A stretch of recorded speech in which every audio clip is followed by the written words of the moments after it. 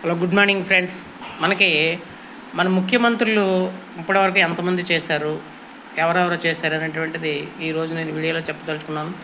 మొట్టమొదటిగా సమైక్య ఆంధ్రప్రదేశ్కి టంగుటూరి ప్రకాశం పంతులు గారు, తర్వాత బెజవాడ గోపాలకృష్ణారెడ్డి గారు, బూర్గుల రామకృష్ణారావు, నీలం సంజీవరెడ్డి, దామోదరం సంజీవయ్య, కాసు బ్రహ్మానందరెడ్డి, పివి నరసింహారావు, జలగం వెంకటరావు, చెన్నారెడ్డి గారు, టంగుటూరి అంజయ్య గారు, భవన వెంకటరామ్ గారు, కోట్ల విజయభాస్కర్ రెడ్డి గారు, నందమూరి తారక రామారావు గారు, నాదెండ్ల భాస్కర్ రావు గారు, నీదిరిమిల్లి జనార్దన్ రెడ్డి గారు, నారా చంద్రబాబు నాయుడు గారు, వైఎస్ రాజశేఖర రెడ్డి గారు, రోషయ్య గారు, నల్లారి కిరణ్ కుమార్ రెడ్డి గారు.